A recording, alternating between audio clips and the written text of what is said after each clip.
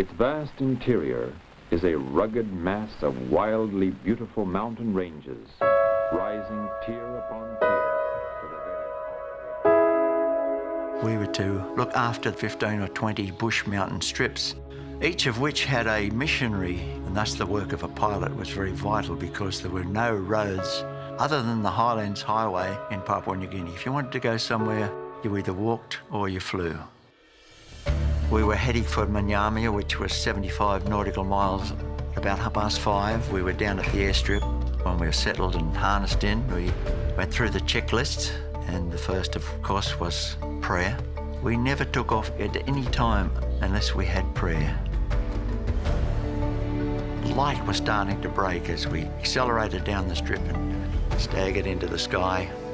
And as we climbed out and as the sun burst through, I came to realise something very unusual for Papua New Guinea flying conditions, and that was that the clouds that normally are on the tops of the mountains were in all the valleys. We'd say that was fog.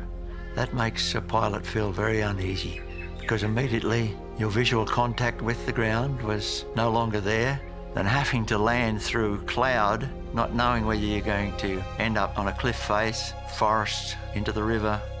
But as we climbed up, everything seemed to be going okay, and then we levelled out at 4,000 feet.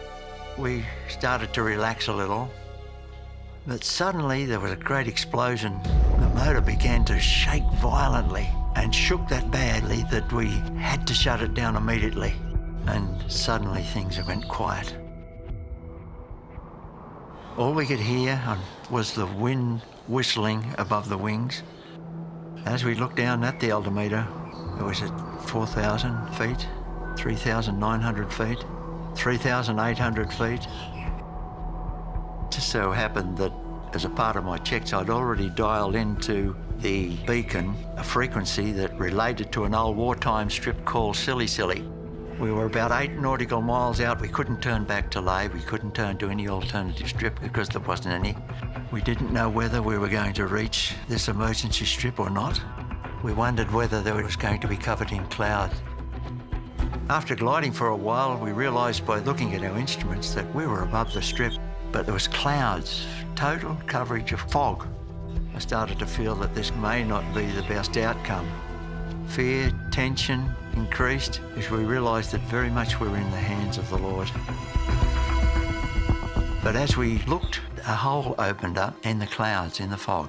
And I looked down and I could see a tinned roof. And God knew that I knew that that shed was at the top end of the old wartime airstrip. Had that hole been any north or south or 20 metres either way, I would not have seen that shed. And we just continued our glide so that we were able to come down through that hole underneath the cloud, and there right in front of us was the airstrip.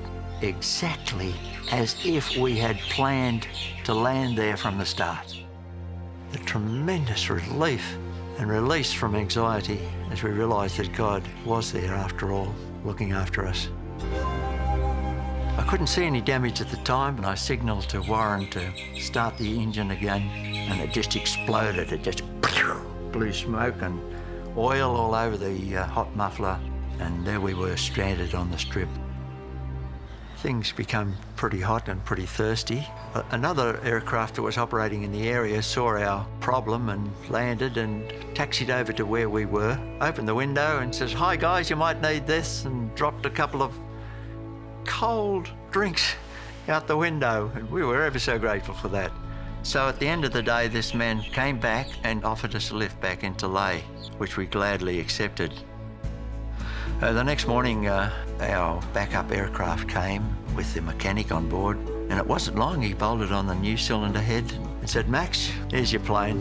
So we were able to fire up the engine again and continued to fly out to those remote airstrips, to those lovely missionaries that we had in each of those villages.